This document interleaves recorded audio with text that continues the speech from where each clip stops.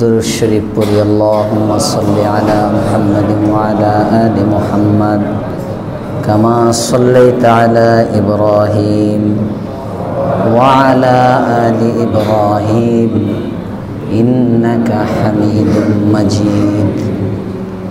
अल्लाहुम्मा बारिक अला मुहम्मद व अला आलि मुहम्मद कमा बारकता अला इब्राहीम व अला आलि इब्राहीम इन्नका हमीदुम मजीद।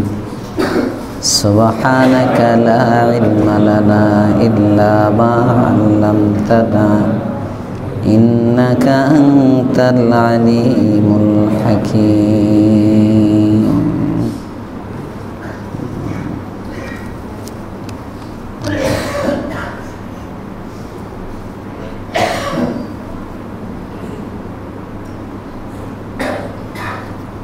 मुअज़्ज़ज़ मुहतरम मुसल्लियान किराम मुरब्बियान इज़ाम যুবক বন্ধুরা ছোট বাচ্চারা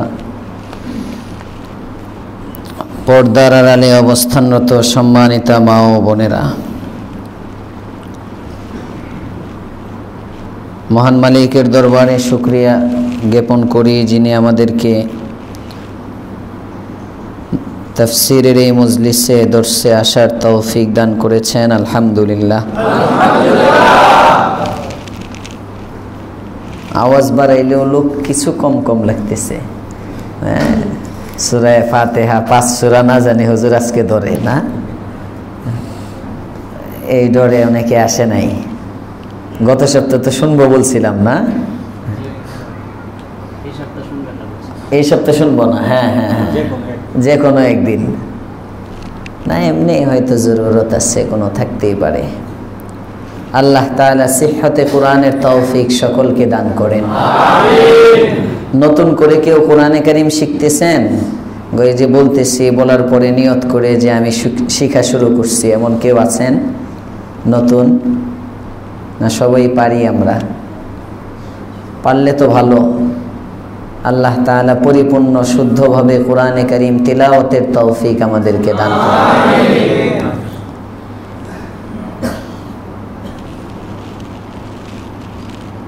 সূরা বাকারার 25 নম্বর আয়াতের আলোচনা হয়েছে গত সপ্তাহে।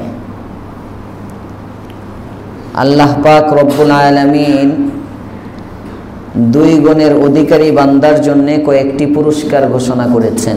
গুণ কয়টি?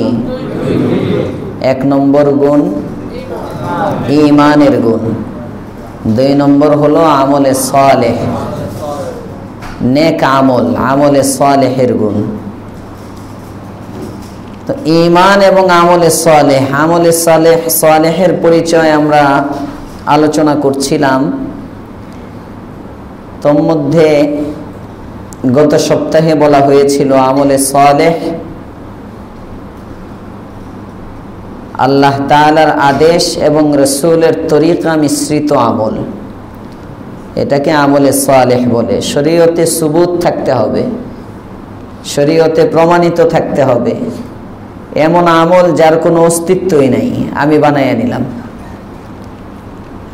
যার কোনো অস্তিত্ব শরীয়তে নাই, উজুদ নাই, আমি নিজে মন গড়া বানাইয়া নিলাম, এরপরে ইবাদত মনে করে করলাম।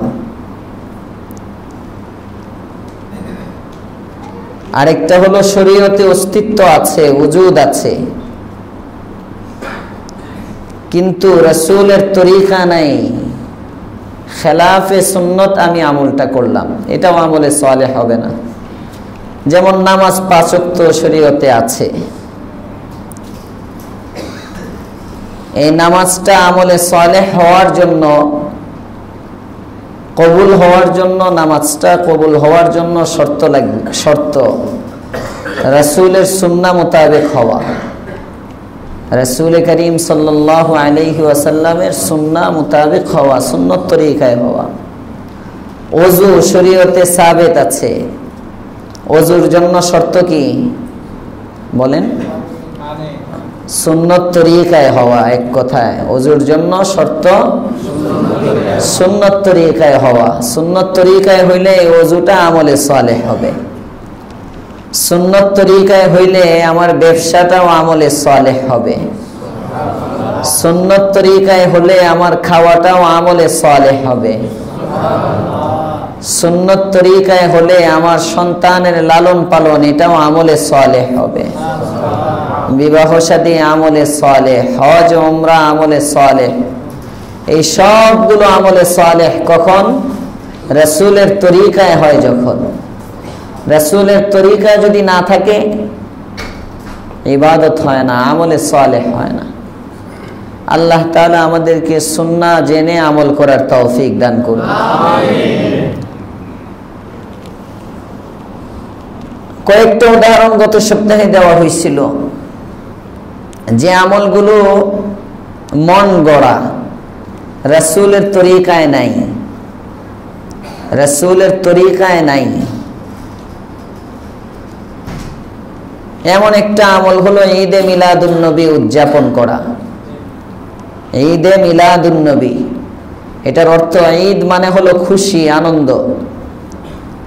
মিলাদ, মাউলিদ, মিলাদ জন্ম বৃত্তান্ত। নবী তো নবী, রাসূলের জন্মের আনন্দ। রাসূল করিম সাল্লাল্লাহু আলাইহি ওয়াসাল্লামের জন্মের আনন্দ। রাসূলের জন্মে কে খুশি না?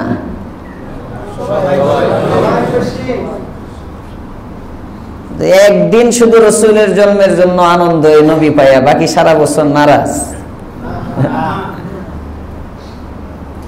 যে সন্তান তার বাবার জন্য সব সময় হাত উঠাইলে দোয়া করে, ওই সন্তান তার বাবার মৃত্যু বার্ষিকী পালন করে না।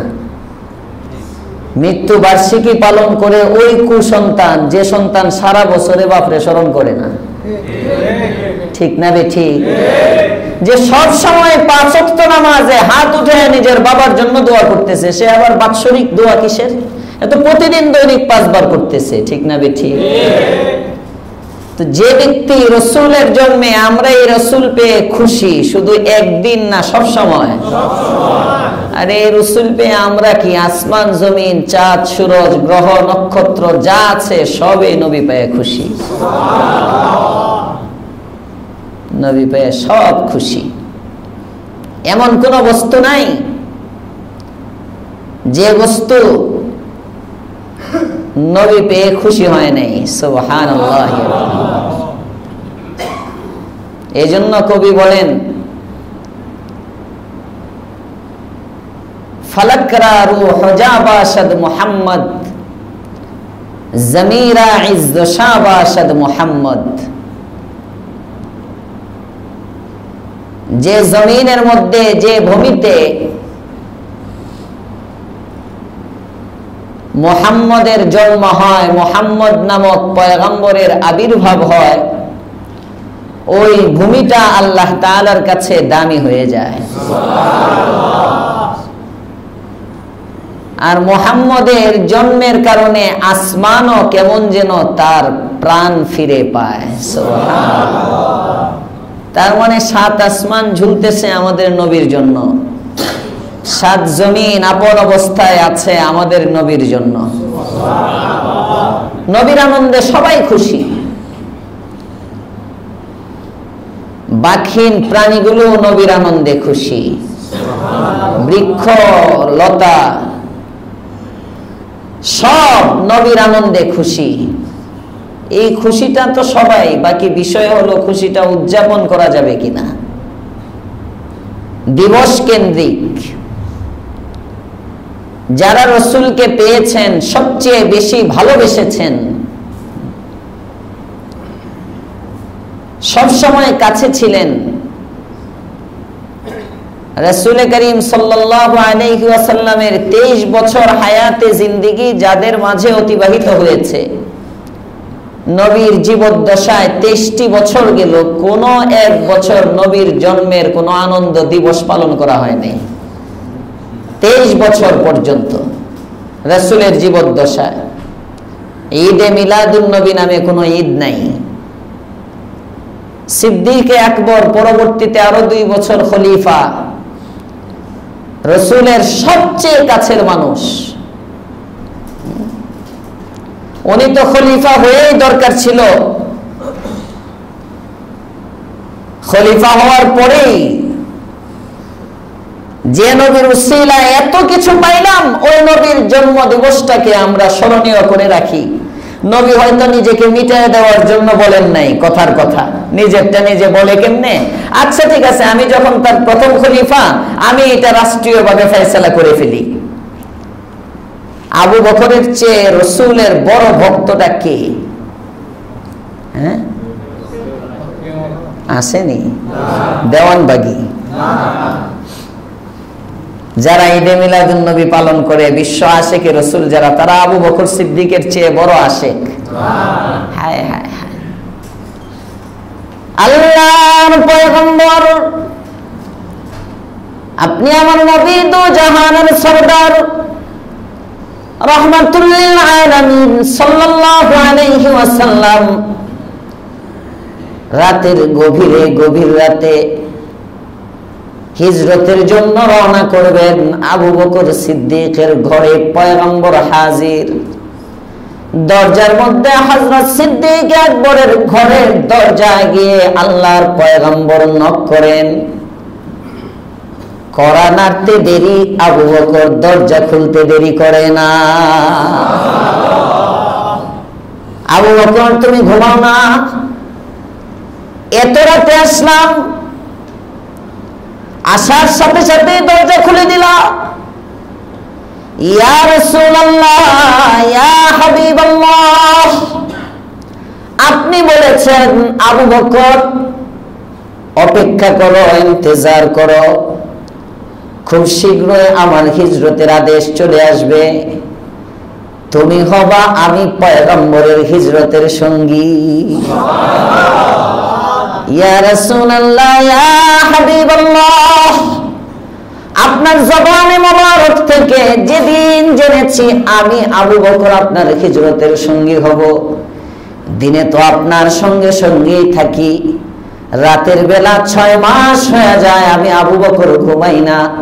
না জানি কোন রাতে পয়গম্বর এসে আমাকে ডাকেন, নবী আমার দরজায় অপেক্ষা করবেন, আমি ঘুম থেকে জাগ্রত হয়ে দরজা খুলবো। এতটুকু সময় নবীকে কষ্ট আমি দিতে পারবো না। আশিক, এটাকে ইশকে রাসূল বলে। এতটা ভালোবাসা। আল্লাহর পয়গম্বর গারে সামনে আছেন, জানেন এগুলো আপনারা, জানা কিচ্ছা তাজা হইতেছে। নবী আমার গারে সাউরের মধ্যে আছেন, সিদ্দিক আকবরের পায়ে শোয়া। আল্লাহর পয়গম্বরের সাহাবীর পায়ে সব সাপে দংশন করে সাপ। হযরতে আবু বকর সিদ্দিক পাটা নাড়ায় না, পা নাড়া দেয় না। যদি পা নাড়ায় তাহলে না জানি আমার পয়গম্বরের ঘুমের মধ্যে ব্যাঘাত হয়। পা নাড়ায় না, চোখের পানি গড়ায় পড়ে তো নবী লাফ দিয়ে উঠে, কিরে কাঁদ, অনেক কষ্ট করছেন, হ্যাঁ, সংবরণ করার জন্য, আটকাবার জন্য পারে নাই। রাসূলের কাছে বসা। আল্লাহর রাসূল বলেন, এই পৃথিবীর মধ্যে আমার 3টা জিনিস পছন্দ। সাথে সাথে হযরত সিদ্দিক আকবর দাঁড়ায় বলেন, আমারও 3টা জিনিস পছন্দ। ইয়া রাসূলুল্লাহ, ইয়া হাবিবাল্লাহ, আপনার যেমন 3 পছন্দ, আমি আবু বকরেরও 3টি পছন্দ। পয়গম্বর, শোনাও আবু বকর, কোন 3টি জিনিস তোমার পছন্দ? আবু বকর বলেন, আমার 1 নম্বর পছন্দ আন-নাজরু ইলা ওয়াজহি রাসূলিল্লাহ, 2 চোখে দেখবো তো নবীর চেহারাটাই দেখবো, আর কিছু দেখবো না, এটা আমার 1 নম্বর পছন্দ। নবীর চেহারার দিকেই তাকিয়ে থাকা, আর কিছু ভালো লাগে না। ইনফাকু মালি আলা রাসূলিল্লাহ, আমার যত সম্পদ আছে সমস্ত সম্পদগুলো পয়গম্বরের উপর খরচ করা, নবীকে দিয়ে দেওয়া, নবীর কাজে ব্যয় করা আমি আবু বকরের 2 নম্বর পছন্দ। ওয়া ইয়াকুনা ইবনাতি তাহতা রাসূলিল্লাহ, ইয়া রাসূলুল্লাহ, ইয়া হাবিবাল্লাহ, সারাদিন আমি আবু বকর আপনার খাদেম হিসাবে পাশে পাশে থাকি, রাতে যখন হুজরা মুবারকের মধ্যে চলে যান, এমন কিছু ঘরোয়া খেদমত থাকতে পারে যে খেদমত গুলো আমি আবু বকরের দ্বারা সম্ভব নয়। আমার একজন মেয়ে আছে আয়েশা, যার নাম আয়েশা নামক মেয়েটা আপনার খেদমতের জন্য খাদেমা হিসাবে আপনার কাছে বিবাহ দেওয়া আমি আবু বকরের 3 নম্বর পছন্দ। পছন্দগুলো দেখে সব নবীকে নিয়ে আশিক বুঝেন, আশিক, আশিকে রাসূল, দাড়ি নাই মুছো নাই, এরা এখন আশিকে রাসূল। কপালের মধ্যে বিশ্ব আশিকে রাসূল লাগাইলে আশিকে রাসূল হয়ে যায়, ঠিক না বেটি? আহা, এরা আশিকে রাসূল। তো ঈদে মিলাদুন নবী, নবী জন্মের আনন্দ, এটা যদি উদযাপনের বিষয় হইতো তাহলে আবু বকর সিদ্দিক উদযাপন করতেন। হযরত আবু বকর করেন নাই। ওমর ইবনুল খাত্তাব রাদিয়াল্লাহু তাআলা আনহু 10 বছর শাসক, আবু বকর না নরম মানুষ, ডরায় ডরায় বাস্তবায়ন করতে পারে নাই। কথার কথা, ওমর তো পাওয়ারফুল বাদশা, অর্ধ জাহানের শাসক। নবী বলেন আমার পরে আল্লাহ কাউকে নবুয়ত দিলে ওমরকে দিত। সুবহানাল্লাহ, পাওয়ার আছে। ওমর তো পারতেন ইচ্ছা করলে নবী জন্মের আনন্দ একটা দিবস দিয়ে দেই, দেয় নাই।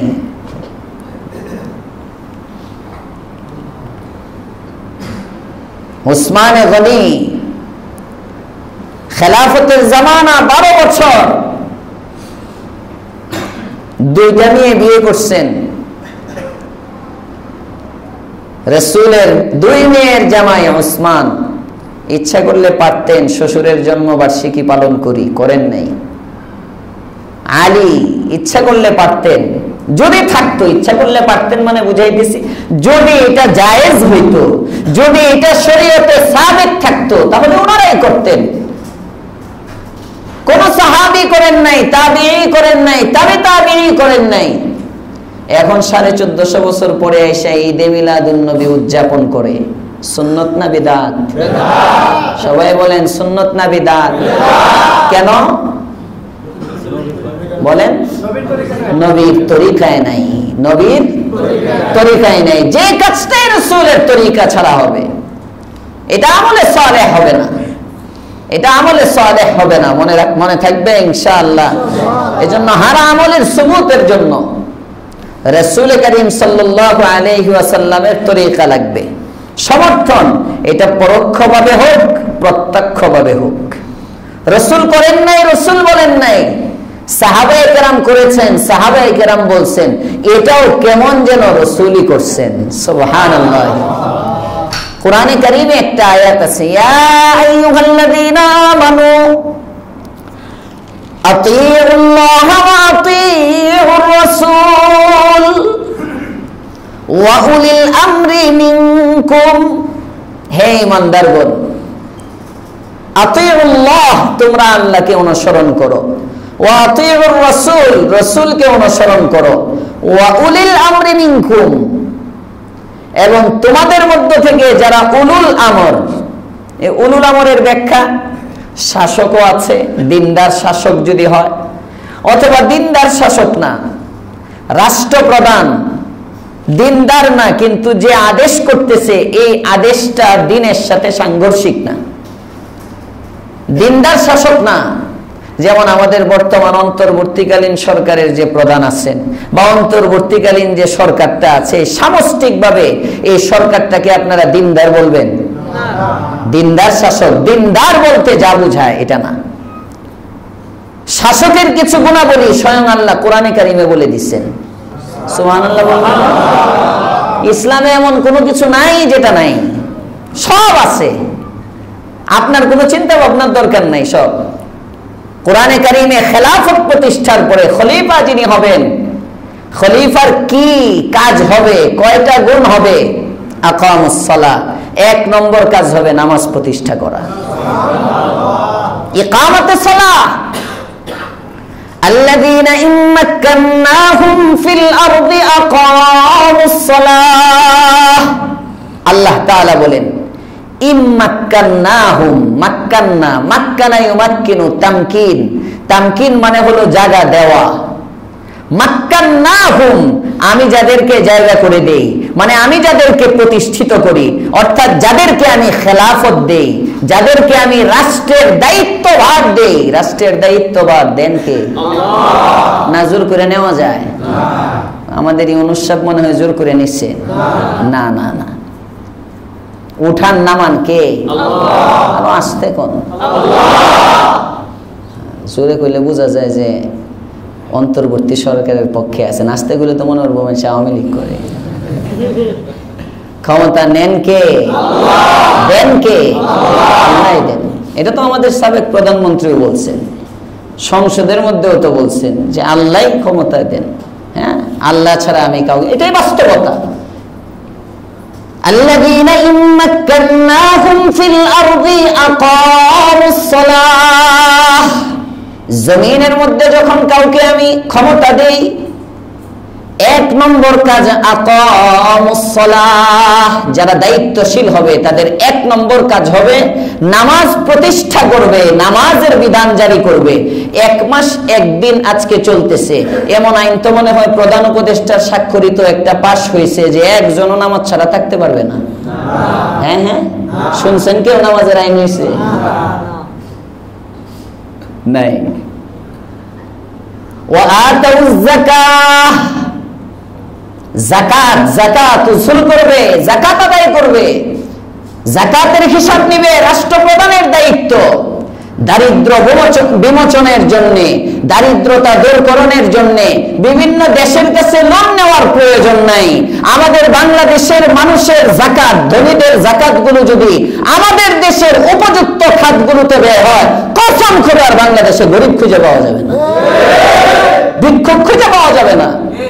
এজন্য রাষ্ট্রপ্রধান যিনি হবে, ইসলাম বলে আর্থিকভাবে তোমার দেশকে স্বাবলম্বী করতে চাও, দেশকে ঋণ মুক্ত করতে চাও, দেশকে দেউলিয়াত্ব থেকে বাঁচাইতে চাও, তোমার দেশের অর্থনীতিকে স্বনির্ভর করতে চাও, যাকাতের বিধান চালু করো। যাকাত, যাকাত না, আইন চালু করে ট্যাক্স, চালু করে কি? ট্যাক্স। বুঝেন, ট্যাক্সের মাধ্যমে সমাজে জুলুম ছড়ায়, আর যাকাতের মাধ্যমে সমাজে ইনসাফ প্রতিষ্ঠিত হয়। মনে রাখবেন, যাকাত আর ট্যাক্সের মধ্যে পার্থক্য আছে, 11টা পার্থক্য যাকাত আর ট্যাক্সে। এটা আমি পড়াই মাদ্রাসা কিতাবুজ যাকাত, এই জন্য এটি ওয়াজ করণ যাইব। যাকাত অধ্যায় আমার কাছে, মিশকাতেও যাকাত অধ্যায় আমার কাছে, বুখারীতেও যাকাত অধ্যায় আমার ভাগে, যে কারণে এটি আর কি একটু জানা আছে টুকটাক। আল্লাহ আমাদেরকে বুঝার তৌফিক দেন, বলেন আমিন। তাহলে রাষ্ট্রপ্রধানের 1 নম্বর কাজ, 2 নম্বর কাজ ওয়া আমারু বিল মারুফি ওয়া নাহাউ আনিল মুনকার, সৎ কাজের আদেশ করবে রাষ্ট্রপ্রধান, অসৎ কাজে বাধা প্রদান করবে। সুবহানাল্লাহ। এই কাজগুলো যদি রাষ্ট্রপ্রধান করে তাহলে তো রাষ্ট্রের মধ্যে চাঁদাবাজি, রংবাজি, মাস্তানি, খুন খারাপি সবই চলবে না, সুখের সমাজ হবে। আল্লাহ দেখবার তৌফিক দেন, বলেন আমিন। এটা বাস্তবায়ন করার জন্য ইসলামী খেলাফত ছাড়া বিকল্প নেই।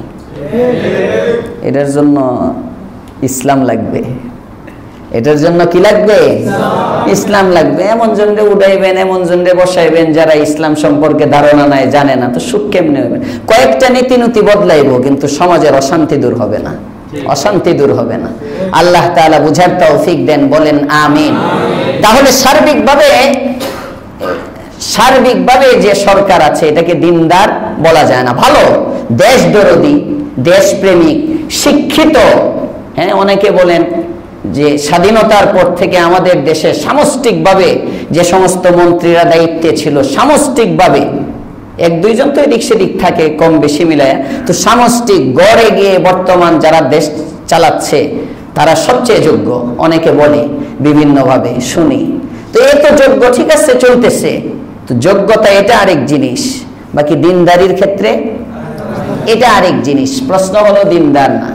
তো উনি কথাটা এজন্য বললাম, এরা দিনদার যদিও না, কিন্তু তারাও যদি এমন কোন আইন করে যেটা দ্বীনের সাথে সাংঘর্ষিক নয়, ধর্মকর্মের সাথে স্পষ্ট বাধা নয়, ওই আইনটা মানাও আমাদের জন্য ওয়াজিব।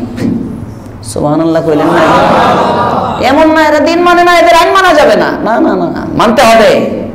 উলুল আমর, রাষ্ট্রপ্রধান যারা, এটা এই আয়াতের তাফসীরে আছে। উলুল আমরের আতিউল্লাহ ওয়া আতিউর রাসূল ওয়া উলিল আমরি মিনকুম ফাইন তানাযাতুম ফি শাইইন ফারুদ্দুহু ইলাল্লাহি ওয়ার রাসূল। তাহলে যেখানে উলুল আমর মানে, আর কেউ কেউ বলেন উলুল আমরের এক ব্যাখ্যা হলো আইম্মায়ে মুজতাহিদিন, যেমন মনে করেন ইমামে আজম আবু হানিফা, ইমামে শাফিঈ, ইমাম আহমদ ইবনে হাম্বল, ইমাম মালিক, সুফিয়ানে সাউরি, বড় বড় ইমাম ছিলেন যারা ইজতিহাদ করতেন, কোরআন সুন্নাহ থেকে গবেষণা করে ওনারা মাসাইল ইস্তিমবাত করতেন। আইম্মায়ে মুজতাহিদিন যাদেরকে বলা হয়, উলুল আমরের এক মিস্তাক এটা। উলুল আমর সাহাবায়ে কেরাম উলুল আমর, কারণ ইমামরা তো সাহাবীদের উপরে। তো সাহাবীদেরটা যদি কোরআন দ্বারা সাবিত, উলুল আমর ইমামগণেরটা যদি কোরআন দ্বারা সাবিত হয়, সাহাবীদেরটা কোরআন দ্বারা প্রমাণিত হবে না? এটা তো আরো আগেই হয়ে যাবে। এজন্য সাহাবায়ে কেরাম যে আমলটা করেন, এই আমলটাও প্রকারান্তরে কেমন যেন রাসূলের সমর্থিত সুন্নত। আমাদের আহলে হাদিস বন্ধুদের মধ্যে আর আহলুস সুন্নাহ ওয়াল জামাতের মধ্যে এখানেই পার্থক্য। আহলুস সুন্নাহ ওয়াল জামাআহ যারা, আহলুস সুন্নাহ ওয়াল জামাআহ বুঝেন নাম কি? আহলুস সুন্নাহ ওয়াল জামাআহ মানে সুন্নাত এবং সাহাবীদের জামাতের অনুসারী, এটা হলো অর্থ। আহলুস সুন্নাহ সুন্নাত ওয়ালা, ওয়াল জামাআহ এবং জামাত ওয়ালা। কোন জামাত? জামাতে ইসলামী, হেফাজত। কোন জামাত এটা? তাবলীগ জামাত। এই জামাত হলো জামাতে সাহাবা। আহলুস সুন্নাহ ওয়াল জামাআহ সাহাবীদের জামাত এবং রাসূলের সুন্নাত, এই দুইটাকে যারা মানে তাদেরকে বলে আহলুস সুন্নাহ ওয়াল জামাআহ। শুধু কোরআন যারা মানে তাদেরকে বলে আহলুল কোরআন, কোরআন ওয়ালা, কোরআনের অনুসারী। শুধু কোরআন মানে এক শ্রেণী আছে, কম মুষ্টিমেয়। শুধু হাদিস, রাসূলের হাদিস লাগে সব জায়গায়, আহলুল হাদিস। আহলুল হাদিস মানে হাদিস, হাদিসের অনুসারী, হাদিসওয়ালা, হাদিসের অনুসারী, হাদিসওয়ালা। যেহেতু তারা শুধু হাদিস খুঁজে, সাহাবীদেরকে তালাশ করে না, সাহাবীদের মাধ্যমে দিন বুঝতে চায় না, সুতরাং তারা বলবে জুমার নামাজের জন্য, জুমার দিন জুমার নামাজের জন্য যে আজান দেওয়া হয়, জুমার আজান দুইটা, একামত সহ তিনটা। জুমার আজান একামত সহ তিনটা, আজান হলো দুইটা। একটা দেওয়া হয় শুরুতে ওয়াক্ত হওয়ার পরে, আর একটা দেওয়া হয় খুতবার আগে। ওনারা বলেন এক আজান নাই, জুমার আগের ফার্স্ট আজান যেটা, এই আজান নাই, শুধু খুতবার আগে আজান হবে। কেন? রাসূলের জামানায় ফার্স্ট আজান ছিল না, রাসূলের জামানায় ফার্স্ট আজান ছিল না। তাদেরকে বলা হয় বুখারী বানাতো। হ্যাঁ বুখারী বানি, তো বুখারীরই তো হাদিস। হযরত উসমান রাদিয়াল্লাহু তাআলা আনহু এই হাদিস বুখারীতে আসছে, এটা বুখারীর হাদিস। জুমার নামাজের আজান রাসূলের জামানায় একটা হতো। হযরত উসমান রাদিয়াল্লাহু তাআলা আনহু ওনার জামানায় যখন মুসলমানের সংখ্যা বাড়লো, মদিনায় ওই বসতি বাড়তে লাগলো, তখন হযরত উসমান রাদিয়াল্লাহু তাআলা আনহু সাহাবীদের সাথে পরামর্শক্রমে সিদ্ধান্ত দিলেন আরেকটা আজান বাড়ায়া দাও। প্রথমে একটা আজান হবে, এই আজানটা হবে এলান, মানুষকে জানাবার জন্য জুমার ওয়াক্ত হইছে। এরপরে যখন আসবে মুসল্লিরা সব মসজিদে চলে আসবে, এরপরে দ্বিতীয় আজানটা হবে খুতবার জন্য, খুতবার আজান। দ্বিতীয় আজান হবে খুতবার জন্য, খুতবার আজান। ওসমান রাদিয়াল্লাহু তাআলা আনহুর এই হাদিস বুখারীতে আছে, কিন্তু আহলে হাদিসরা এটা দেখে না, কারণ তারা তো মানে কি রাসূল লাগবে, রাসূলের আমল লাগবে, কি রাসূলের আমল, সাহাবীদের আমলকে হুজ্জত মানে না, যে কারণে পেছ। বুখারীর মধ্যে হাদিস পেয়েছে মাগরিবের নামাজের আগে নামাজ আছে, বুখারীর মধ্যে হাদিস পেয়েছে মাগরিবের নামাজের আগে কি আছে, নামাজ আছে। বাস উনি দাঁড়ায় গেছেন মাগরিবের আজানের পরে 2 রাকাত সুন্নাত পড়ার জন্য। তো উনি দেখেন না আল্লাহর রাসূল সাল্লাল্লাহু আলাইহি ওয়াসাল্লাম সারা জীবন পড়েন নাই, সাহাবায়ে কেরাম সারা জীবন পড়েন নাই। এখানে আল্লাহ মাসআলাটা কি, বুখারীর হাদিসের প্রেক্ষাপট কি? প্রেক্ষাপট হলো আসরের নামাজের পরে মাগরিব পর্যন্ত নফল নামাজ পড়া নিষেধ। আসরের নামাজের পরে মাগরিব পর্যন্ত নফল পড়া কি নিষেধ। ইমামে আজম আবু, আপনাদের কষ্ট হইতেছে নাকি? আমি আইতেছি, ওয়াজে আইতেছি, মাসলা ছেড়ে দিতেছি। অনেকে মাসলা, যখন মাসআলার আলোচনা হয় তখন ঘুমায় না, মাসআলায় গভীরভাবে শুনতে, টান টুন দিলে সুবহানাল্লাহ যখন হয় তখন তাজা থাকে না। মাসআলার সময় তাজা থাকতে হয়, আর ওয়াজের সময় ঘুমাইবেন, কারণ নাইলে হঠাৎ করে কি শুনবেন, কি বুঝবেন, কি গিয়া বলে কই আগুন লাগিয়ে দিবেন, আল্লাহ জানে, পেছ লাগে, হুজুর এটা বলছে, হ্যাঁ পেছ লেগে যাবে। মাসআলার সময় একদম তাজা। আসরের নামাজ বিলম্বে পড়া আমাদের মাযহাব অনুযায়ী মুস্তাহাব। আসরের নামাজ একটু দেরিতে পড়া, কেন? যেহেতু আসরের পরে নফল পড়া যায় না, নফল নিষেধ। এটা আমাদের মাযহাবেও নিষেধ, শাফিঈ, মালিকি, হাম্বলি, চারো মাযহাবে আসরের পরে নফল নিষেধ, সব মাযহাব অনুযায়ী।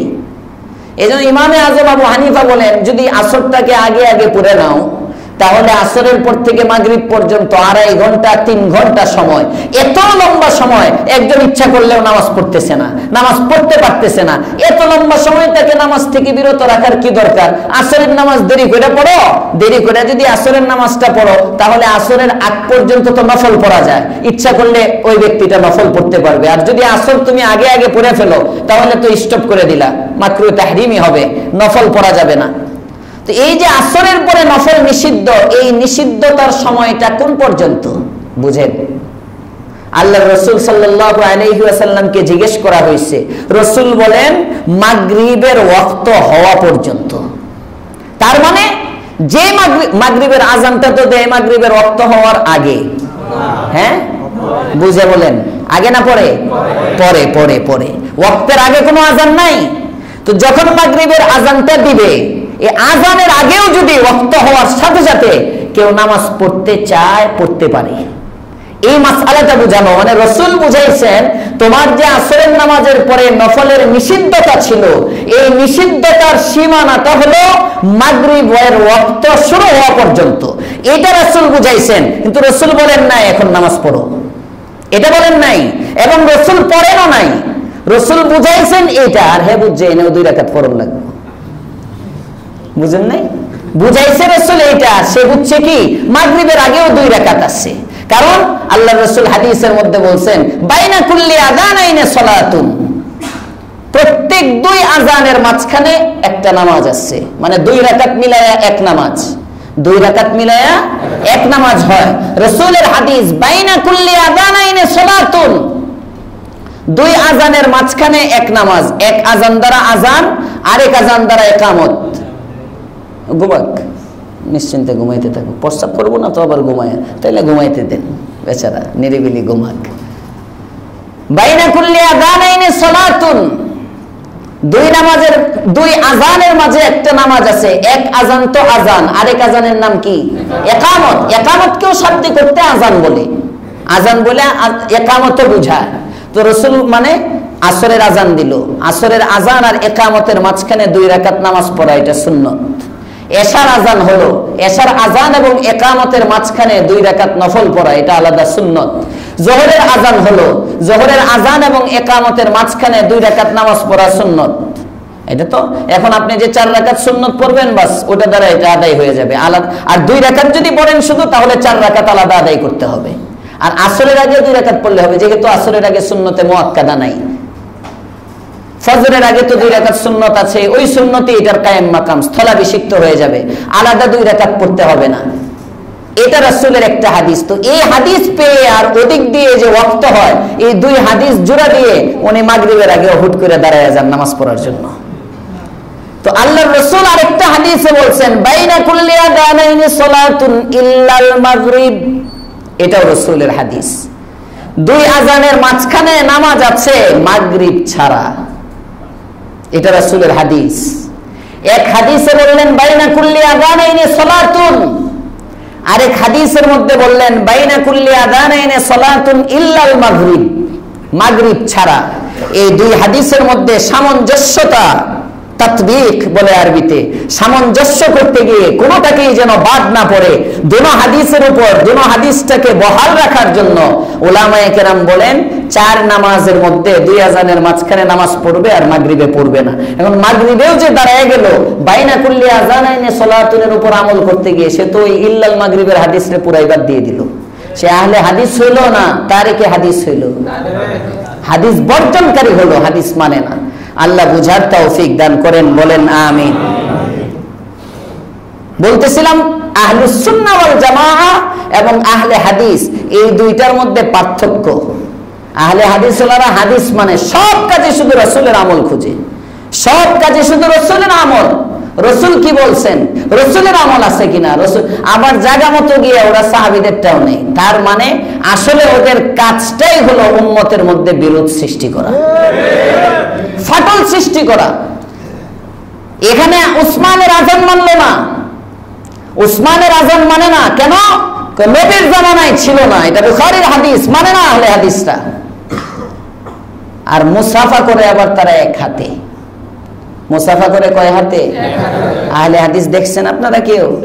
আহলে হাদিসরা কিন্তু 2 হাতে মুসাফা করে না, হ্যাঁ, এক হাতে, এক হাতে মুসাফা করে। অধিকাংশ আহলে হাদিস যারা কঠোর আহলে হাদিস এক হাতে মুসাফা করবে, 2 হাতে মুসাফা নাই। যদি জিজ্ঞেস করা হয় আপনি এক হাতে মুসাফা করেন কেন, বুখারীর হাদিস।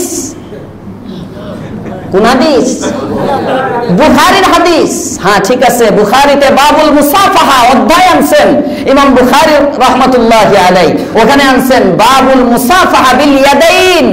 ইমাম বুখারী অধ্যায় কায়েম করছেন, শিরোনামের মধ্যে নাম আনছেন মুসাফা 2 হাতে করো, হে করে এক হাতে। কি ঘটনা? কি ঘটনা হলো, আল্লাহর রাসূল একদিন রাসূলের প্রিয় সাহাবী হযরত আব্দুল্লাহ ইবনে মাসউদ রাদিয়াল্লাহু তাআলা আনহুকে তাশাহুদ শিখাইছেন। আত-তাহিয়াতু লিল্লাহি ওয়াস-সালাওয়াতু ওয়াত-তাইয়িবাত, আসসালামু আলাইকা আইয়ুহান নাবিয়্যু ওয়া রাহমাতুল্লাহি ওয়া বারাকাতুহু, আসসালামু আলাইনা ওয়া আলা ইবাদিল্লাহিস সালিহিন, আশহাদু আল লা ইলাহা ইল্লাল্লাহু ওয়া আশহাদু আন্না মুহাম্মাদান আবদুহু ওয়া রাসূলুহু। কি নাম এটার? তাশাহুদ। এই তাশাহুদটা আব্দুল্লাহ ইবনে মাসউদকে শিখাইছেন। তো আব্দুল্লাহ ইবনে মাসউদ বলেন, রাসূল করিম সাল্লাল্লাহু আলাইহি ওয়াসাল্লাম আমাকে যখন তাশাহুদ শিখাইছেন না, তখন আমার হাতটা কাফি বাইনা কাফাইহি, আমার হাতটা ছিল রাসূলের 2 হাতের মাঝে। আরো আস্তে কোন সুবহানাল্লাহ। আমার হাতটা ছিল রাসূলের 2 হাতের মাঝে। এখানে উনি এই আহলে হাদিসরা, এই যে আব্দুল্লাহ ইবনে মাসউদ রাসূলের লগে এক হাতে মুসাফা করছে, দাঁড়াও তুমি, এই যে দেখেন, হ্যাঁ এই যে মুসাফা করলাম, কয় হাতে করলাম মুসাফা? সবাই দেখছেন তো? 2 হাতে মুসাফা। সামনে আসো, 2 হাতে মুসাফা করলাম না? ও 2 হাত দিছে, আমিও 2 হাত। এখন আমি হলাম উস্তাদ, ও হলো শাগরিদ, হ্যাঁ। তো ওর কয় হাত? আমার 2 হাতের মাঝে। কয় 2 হাত? কোনটাই কইছে 2 হাত? আমার 1 হাত তার 2 হাতের মাঝে, আর তার 1 হাত আমার 2 হাতের মাঝে। বুঝেন না? একটা তো বাহিরে, ওর একটা আমার হাতের বাহিরে, আর আমার একটা বাহিরে। এই আর যদি এইভাবে হয় তাহলে তো 2 হাতের ভিতরে, এটা না। মুসাফা আমরা যেভাবে করি, একজনের হাতের তালু আর একজনের হাতের তালুর সাথে লাগলে এই যে এইভাবে, তাহলে উভয়ের 1 হাত আর একজনের 2 হাতের মাঝখানে। তো আব্দুল্লাহ ইবনে মাসউদ এটা বলছেন যে রাসূল আমাকে তাশাহুদ শিখাইছেন এই অবস্থায়, কাফি বাইনা কাফাইহি, কাফুন এই যে হাত, আমার হাতটা রাসূলের দুই হাতের মাঝে। এবং ও যদি বলে হুজুর আমাকে মুসাফা করে দেখাইছেন, আমার হাতটা হুজুরের দুই হাতের মাঝে ছিল, তাহলে ও কি এক হাতে না দুই হাতে? ও তো দুই হাতে। এখন আহলে হাদিসরা এটা নিয়ে তারা বলে যে এই যে আব্দুল্লাহ ইবনে মাসউদ নবীর লগে এক হাতে মুসাফা করছে। বুঝতেছেন কথা? বুঝতেছেন? তার মানে আযানের মধ্যে গিয়ে রাসূলের আযান বল উসমানের আযান মানতে পারো না, ওখানে বলো রাসূলের জামানায় আযান ছিল না, সুতরাং আযান একটা হবে। অথচ উসমানের এই আযানের হাদিস বুখারীর মধ্যে আছে। আবার মুসাফার মধ্যে গিয়ে রাসূলের দুই হাতের মুসাফা নিতে পারো না, আব্দুল্লাহ ইবনে মাসউদের এক হাতের মুসাফা নাও। এক জায়গায় নবী মানো, এক জায়গায় সাহাবী মানো, আসলে কাউকে মানো না, তোমরা নফসের পূজা করো। আল্লাহ বুঝবার তৌফিক দাও, বলেন আমিন। এরপরেও যদি কেউ আহলে হাদিস হয়ে আহলে হাদিসদেরকে ভালোবাসেন, বাসেন। আর কিভাবে? এইভাবে কোনো মানে কাউকে বিদ্বেষমূলক বলতেছি না। আপনারা যেহেতু বুখারী মানেন, আমি দুটোটাই বুখারীর থেকে বললাম, বুখারীর হাদিস এগুলো। আহলুস সুন্নাহ ওয়াল জামাআহ, রাসূলের সুন্নাত, সাহাবীদের জামাত মানবো ইনশাআল্লাহ। তাহলে আমল হওয়ার জন্য রাসূলের তরিকা লাগবে, শরীয়তে সাবিত লাগবে। এটা যদি হয় তাহলে কি হবে? আমলে সালেহ হবে ইনশাআল্লাহ। কারা কারা ঈদে মিলাদুন নবী উদযাপন করব দেখি? হ্যাঁ, করব না তো কেউ? ইনশাআল্লাহ। কেন করব না? বলেন বলেন, কেন করব না? নবীর তরিকায় নাই, নবীর তরিকায় নাই। যে আমলে নবীর তরিকায় নাই, উরসে যাব না। নাকি যাব? উরসকে সাপোর্ট করব না। হ্যাঁ হ্যাঁ ইনশাআল্লাহ। কেন কেন? উরস নবীর তরিকায় নাই। আছে উরস নবীর তরিকায়? নবীর তরিকায় কোনো উরস নাই, নবীর তরিকায় কোনো ড্যাগ নাই, নবীর তরিকায় কোনো লাল সাদু কাপড় নাই। কথা বলেন ঠিক না বেঠিক? নবীর তরিকার মধ্যে কোনো মাজার পূজা নাই, নবীর তরিকার মধ্যে কোনো কবর পূজা নাই, নবীর তরিকার মধ্যে কোনো কবর পাকা করাও নাই। আমাদের সমাজে এখন ফ্যাশন হয়ে গেছে, বাপ যখন জীবিত থাকে তখন সন্তান বাপ দেখে না, আর মরার পরে কবর সুদ্ধা টাইলস করে দেয়। জীবদ্দশায় ওষুধের পয়সাও দেয় না, জীবদ্দশায় ওষুধের পয়সা দেয় না, বাবার খবর নেয় না। এমন অপদার্থ সন্তান, বাবার সাথে দেখাও করতে যায় না। আর মৃত্যুর পরে আদর মোহাব্বত মায়া এত উতলায় উঠে, ওরে বাবা কবর সুদ্ধা পাকা, উপরে পাকা, ডাইনে পাকা, সামনে পাকা, নিচে পাকা, সব। হালাল না হারাম? সহিহ মুসলিমের হাদিস, আল্লাহর রাসূল সাল্লাল্লাহু আলাইহি ওয়াসাল্লাম নিষেধ করছেন। রাসূল বলছেন, একেবারে সহিহ মুসলিমের মধ্যে হাদিস আসছে, আল্লাহর রাসূল নিষেধ করেছেন কবর পাকা করতে। যত সামর্থ্যবানই হন, আপনার কবর উপরে পাকা করে লাভটা কি? বলেন, ভিতরে যদি কাঁচা আগুন জ্বলে, আপনি উপরে ফ্যান ট্যান লাগাইলে, এসি লাগাই দিলেন কবরের উপরে একটা ছিদ্র কইরা, বাহির দিয়ে এসির বাতাস যেন কিছু যায়, জাহান্নামের আগুন বন্ধ হয়ে যাবে। বুঝছেন? সুতরাং কবর পাকা করে বোকামি। এইটা কেটে দিলে তো মাদ্রাসার বাথরুম পাকা করুন যায়, কবর পাকা না করে না যায়, হারাম। কেন? এখন প্রশ্ন করতে পারেন যারা ওমরায় গেছেন, রাসূলেরটা যে পাকা, রাসূলের কবর পাকা না। রাসূলেরটা কবর, রাসূলের কবরের হুকুম ভিন্ন। রাসূলেরটা তো এটা একটা ঘর, রাসূলের ঘরটা কবর হইছে। আপনার ঘর তো উম্মতকে মারা যাওয়ার পরে ঘর থেকে বের করা হয়, আর নবীর জন্য মাসআলা হলো, নবী যে ঘরে মারা যাবে, নবীর ঘরটাকে কবর বানানো হয়। এটা নবীর বৈশিষ্ট্য, লাশ বের করা যাবে না। আল্লাহ আমাদেরকে বুঝার তৌফিক দেন, বলেন আমিন। তাহলে সার কথা হলো, অনেক দূরে চলে গেলাম, কথা এখানে আমরা প্রত্যেকটা আমলের সময় জানবো আমাদের আমলটা রাসূলের তরিকা মতো হইতেছে কিনা। তাবলীগ যদি রাসূলের তরিকা মতো হয় তাহলে তাবলীগ হবে, নয়তো পাবলিক। ঠিক না বেঠি? জিহাদ যদি রাসূলের তরিকা মতো হয় জিহাদ হবে, নয়তো সন্ত্রাস। মনে রাখবেন, হার কাজ রাসূলের তরিকা মতো হইতে হবে। রাসূলের তরিকা নাই, যেই করুক যেই বলুক এগুলোর সাথে থাকবো না। ঠিক আছে ইনশাআল্লাহ? এটা ছিল আমাদের গত সপ্তাহের শিক্ষা। 25 নম্বর আয়াতে আল্লাহ পাক রব্বুল আলামিন আজকে 26 নম্বর আয়াতের মধ্যে যে শিক্ষাটা আমাদের জন্য, এখানে এই আয়াত অবতীর্ণ হওয়ার একটা প্রেক্ষাপট আছে। আয়াতের তরজমা হলো, আল্লাহ পাক রব্বুল আলামিন কুরআনে কারীমের মধ্যে মশা দ্বারা উদাহরণ দিচ্ছেন। কোরআনে কারীমের মধ্যে মাছির নাম নিয়ে উদাহরণ দিচ্ছেন, কোরআনে কারীমের মধ্যে মাকড়সার নাম নিছেন, মাকড়সা। তো ইহুদ নাসারারা, বেঈমানরা, মুশরিকরা বলে এটা আবার কেমন কালাম, এটা আবার আল্লাহর কালাম কেমন? এর মধ্যে পৃথিবীর দুনিয়ার ছোট্ট ছোট্ট জিনিস, মাছি, মশা, মাকড়সা, এগুলোর আলোচনা কোরআনে। নাউজুবিল্লাহ বলবেন না? মানে আল্লাহ, তাদের যুক্তি হলো আল্লাহর কালামই যদি হয়, আল্লাহ তাআলা যেমন বড়, ওনার উদাহরণগুলো হবে তেমন বড়। দামি জিনিসের উদাহরণ দিবে, দামি জিনিসের উদাহরণ। দেখেন না, মন্ত্রীদের কোটি টাকার নিচে কোনো আলোচনাই নেই। রিক্সাওয়ালা হাজারের উপরে উঠতে ডরায়, লাখও শোনা যায় না, হাজারের উপরে উঠতেই ডরায়। আমি আজকে হাউস বিল্ডিং এসে রিক্সা একটু ভাড়া বেশি দিতে নিলাম, স্বাভাবিকভাবে বাসার থেকে যতটুকু ভাড়া তার চেয়ে 20 টাকা বাড়াইয়া দিতে নিলাম। উনি হুজুর হুজুর থাক থাক থাক থাক থাক, আপনি ছাত্র মানুষ। আমি মনে মনে করি যাক, খুশি লাগলো একটু। পরে আমি বললাম যে না, আমি জমা পড়াইতে যাইতেছি, আপনি রাখেন। পরে কয় না হুজুর, আরেকবার আপনি নিতে আসবো, রাখবো না। মানে বেচারা মনে হয় বিশ্বাস করে নাই আমি যে খতিব সাহেব। আল্লাহু আকবার। তো তারা হাজারের উপর উঠতে ভয় পায়, আর মন্ত্রীদের উপর। আল্লাহ পাক রব্বুল আলামিনের জাত যত বড়, তার উদাহরণ তো হবে এরকম মিল রেখে। কথা বলেন ঠিক না বেঠিক? হাতি যেমন, তার খাবারও তেমন। হাতি যেমন, তার খোরাকও তেমন।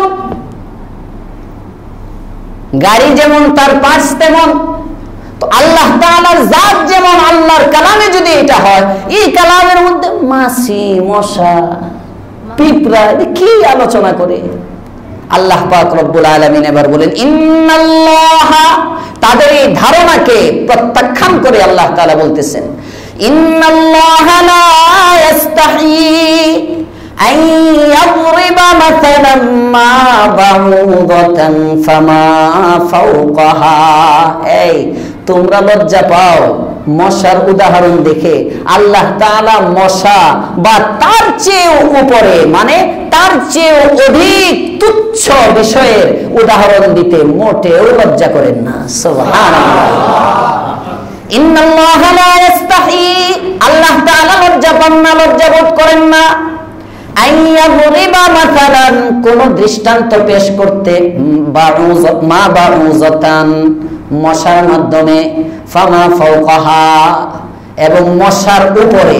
মশার উপরে মানে এদিক দিয়ে মশাটা তো ছোট, তার উপরে যদি আরো কিছু ছোট থাকে, মানে মশা তো তুচ্ছ, তার চেয়ে তুচ্ছ কোনো বস্তু যদি থাকে, ওই বস্তু উদাহরণ দিতে আল্লাহ তাআলা লজ্জা পান না। কেন? যারা মুমিন তারা জানে উদাহরণ যত তুচ্ছই হোক, কোরআন এটা আল্লাহর পক্ষ থেকেই। আল্লাহ লজ্জা করেন না, তার কারণে এর মধ্যে লজ্জা নাই তো কিছু। যাকে বুঝাবে সে যেমন, উদাহরণ হবে তেমন। যাকে বুঝাবে সে যেমন, উদাহরণ হবে তেমন। ওই যে মাঝে একবার আমার একটা থেকে একটা অফার আসছিল না, ওই যে কলাবাগান না কই একবার যেতে গেছিলাম, তখন সেক্রেটারি হিসাবের সাথে কথা হইতেছিল আমার। না তখন না, তো রমজানে এক কথা প্রসঙ্গে এখানে বসে কথা হইতেছিল, এই জায়গায় এক কথা প্রসঙ্গে আমি পরে আমাকে বলতেছে, হুজুর মুসল্লিরা আপনাকে অনেক মহাব্বত করে, কিন্তু আমাদের মুসল্লিরা মাঝে মাঝে আপনি যে আলোচনা করেন, এটা প্রাইমারি লেভেলের ছাত্র হইলে যদি ওই প্রফেসর লেভেলের উপরের হয়, আলোচনা হয়, অনেক সময় মুসল্লিরা নিতে পারে না। পরে আমি বললাম যে তাহলে তো প্রাইমারি লেভেলের ছাত্রের জন্য প্রাইমারি লেভেলের খতিব দরকার।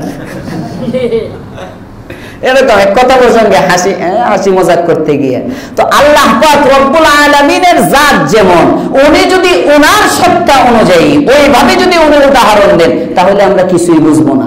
আমাদের আকল যেমন, আমরা যেগুলো চিনি, আমাদের সামনে যেগুলো, আমরা মাকড়সা চিনি, আমরা মশা চিনি, আমরা মাছির সাথে পরিচিত, আমাদের জ্ঞান যেমন, আল্লাহ পাক রব্বুল আলামিন উদাহরণও দেন তেমন। আর উদাহরণ তো দেওয়াই হয় বোঝানোর জন্য। উদাহরণ দেওয়া হয় কেন? বোঝানোর জন্য।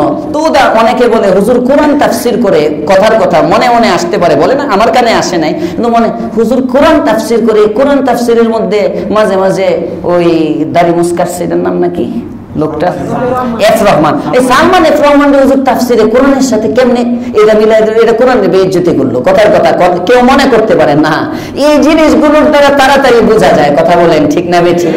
বোঝাটা সহজ হয়, এজন্য মাঝে মাঝে এগুলো টানা হয়। উদাহরণ দেওয়াই হয় সহজে বোঝাবার জন্য।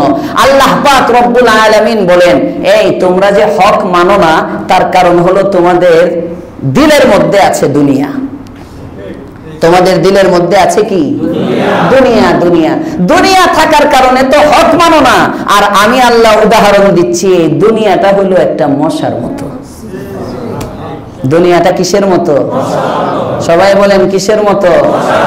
মশা পছন্দ করেন কে কে? হ্যাঁ, কার পছন্দ? দোয়া করে আল্লাহ মানে মশা দাও। হ্যাঁ, মশারিটা টানাইছি, ভিতরে 2-3টা ডেঙ্গু পাঠাও। কেউ চান? বুঝেন, মুফাসসিরিনে কেরাম লেখেন মশার সাথে দুনিয়ার দৃষ্টান্ত কিভাবে হয়। আল্লাহ পাক রব্বুল আলামিন কেমন যেন বোঝান, ও পৃথিবীর মানুষ, মশা যতক্ষণ ক্ষুধার্ত থাকে ততক্ষণ মশা বেঁচে থাকে, আর মশার পেট যখন ভরে যায় তখন মশা মরে যায়। ঠিক না বেঠিক? দেখবেন বেশি রক্ত খাইতে খাইতে আর উঠতেই পারে না, এত মোটা হয়েছে নড়তে পারে না। হ্যাঁ, পরে ছোট্ট বাচ্চা গিয়ে ওইটারে টিপ দিয়ে মারে ফেলে, এ যে যাবে নড়তেই পারে না, আর খালি পেট খালি, এখনো রক্ত খায় নাই, মশা কারো শরীরে বসে নাই, এটারে ধরতে আপনার জান বের হয়ে যাইব। আপনি যাবেন এই মশারির এই কোনায়, ও যাইব ওই কোনায়, ও আপনার হাঁপানি তুলে ফেলবে। হ্যাঁ, হাঁপাইয়া ফেলবে। মশা যদি খালি হয়, আর যদি মশা পেট ভরা হয়, বলতে বলতে ওই জায়গায় বসে থাকে অনেক সময়, আপনি ধরলে মানে নড়াচড়ার কোনো কায়দা নাই। আল্লাহ পাক রব্বুল আলামিন বলেন, মশা যেমনি ভাবে যখন বেশি পেট ভরে যায় আর মরতে পারে না, দুনিয়ার হালতটাও এমন রে বান্দা। তুমি দুনিয়ার জন্য পাগল, দুনিয়া যার দিলের মধ্যে একেবারেই বসে যায়, এমন ভাবে আল্লাহর গজব আসে আর পালাবার পথ পায় না। পালাবার পথ পায় না। ফালাম্মা নাসু মা যুক্কিরু বিহি ফাতাহনা আলাইহিম আবওয়াবা কুল্লি শাই। কই আল্লাহ তাআলা বলেন অন্য আয়াতে, তাফসীরে ইবনে কাসিরে এই উদাহরণটা আসছে, আল্লামা ইমাদউদ্দিন ইবনে কাসির দিয়েছেন যে আল্লাহ পাক রব্বুল আলামিন বলেন, দেখো ফালাম্মা নাসু মা যুক্কিরু বিহি, আমি আল্লাহ তাআলা যা অবতীর্ণ করেছি, যা উপদেশ দিয়েছি, এই উপদেশগুলো ওরা ভুলে যায়। নামাজের কথা স্মরণ নাই, সুদ হারাম স্মরণ নাই, ঘুষ হারাম স্মরণ নাই, জনগণের টাকা আরেক দেশে পাচার করা হারাম স্মরণ নাই, বান্দার হক নষ্ট হয় স্মরণ নাই, সব ভুলে গেছে। ওরা যতটা ভুলে, আমি আল্লাহ কি করি? ফাতাহনা আলাইহিম আবওয়াবা কুল্লি শাই, যত চুরি করতে চায় আমি চুরির রাস্তা তাদের জন্য আরো খুলে দেই, আরো খুলি কর। হাত্তা ইযা ফারিহু, 1-2 নির্বাচন যায়, মনে করে এখন একেবারে 41 সাল পর্যন্ত আর কেউ নামাইতে পারবে না, এমন একটা খুশি যখন হয়ে যায়, হাত্তা ইযা ফারিহু বিমা উতু, যা পাইছে এটা নিয়ে যখন তারা খুশি, আখাযনাহুম বাগতাহ, হঠাৎ করে আমি আল্লাহ ধরে ফেলি। আগে দুনিয়া দেই, মশা যেমন ধরার জন্য কিছু রক্ত খাইতে খাইতে খাইতে খাইতে মোটা হয়, আমি আল্লাহ যাদেরকে শাস্তি দিতে চাই এদেরকে দুনিয়াটা দিয়ে আগে মোটা বানাই। মোটা হইতে হইতে এদের কলবের মধ্যে যখন দুনিয়া, তখন তাদের হুজুর ভালো লাগে না, আযান ভালো লাগে না, ইকামত ভালো লাগে না, তাহাজ্জুদ ভালো লাগে না, ইসলাম ভালো লাগে না, জায়নামাজ ভালো লাগে না, মুসাল্লা ভালো লাগে না, মসজিদ ভালো লাগে না, মাদ্রাসা ভালো লাগে না। হ্যাঁ, একজন আর একজনকে ফোন দিয়ে কয় হেফাজতে একটা ঠাপ দিয়ে দেন। ঠাপ নাকি? হ্যাঁ, হেফাজতে একটা দেওয়া দরকার, অমুকরে একটা দেওয়া দরকার, এই সব মানে কিছুই ভালো লাগে না। শুধু আমরা আল্লাহ করে আরো দে, আরো দে, দিতে দিতে দিতে দিতে যখন নড়ার ক্ষমতা হয়, আখাযনাহুম বাগতাতান, হঠাৎ করে আমি আল্লাহ ধরি। তখন আর দুনিয়া থেকে তাদের ছুটবার কোনো কায়দা নাই, আমি আল্লাহর গজব থেকে যাওয়ার কোনো কায়দা নাই। আমি মশার উদাহরণটা এজন্য দিলাম, তোমরা দুনিয়ার জন্য যারা পাগল, তোমরা যদি এইভাবে থাকো, হঠাৎ করে আজরাইল যখন আসবে তখন আর আমার কাছ থেকে ছুটতে পারবা না। যদি বাঁচতে চাও কি করো? ঈমানদাররা যেভাবে বিশ্বাস করে এটা আল্লাহর কালাম, সুতরাং কোনো যুক্তি না দিয়ে তোমরাও বিশ্বাস করে নাও এটা আল্লাহর কালাম। ফাআম্মাল্লাযীনা আমানু ফায়ালামুনা আন্নাহুল হাক্কু মির রাব্বিহিম, যারা ঈমান আনে তারা জানে যে এটা আল্লাহর পক্ষ থেকে হক। ওয়া আম্মাল্লাযীনা কাফারু, আর যারা কাফের, ফায়াকুলুনা, তারা বলে মাযা আরাদাল্লাহু বিহাযা মাসালা, এই উদাহরণ দ্বারা আল্লাহ কি ইচ্ছা করছেন, এটা কোনো উদাহরণ হইল আল্লাহর শানের সাথে মিলে? আল্লাহ তাআলা বলেন ইউদিল্লু বিহি কাসীরা ওয়া ইয়াহদি বিহি কাসীরা, আমি আল্লাহ তাআলা এই উদাহরণের মাধ্যমে অনেককে গোমরাহ করি, আর এই উদাহরণের মাধ্যমে অনেকে সবক পেয়ে হেদায়েত পেয়ে যায়। তবে যাদেরকে গোমরাহ করি আমি আল্লাহ, গোমরাহ করি যে এজন্য তারা খারাপ, না না না, ওরা খারাপ দেখেই আমি তাদেরকে হেদায়েত দেই না। ওয়ামা ইউদিল্লু বিহি ইল্লাল ফাসিকিন, আমি আল্লাহ গোমরাহ করি কেবলমাত্র ফাসিক পাপীদেরকেই। আল্লাহ তাআলা আমাদেরকে পাপ থেকে তাওবা করে খাঁটি মুমিনের খাতায় নাম লেখানোর তৌফিক দান করেন, আমিন। ওয়া আখিরু দাওয়ানা আলহামদুলিল্লাহি রাব্বিল আলামিন। 2 ঘন্টা যাবত ওযুতে আছি।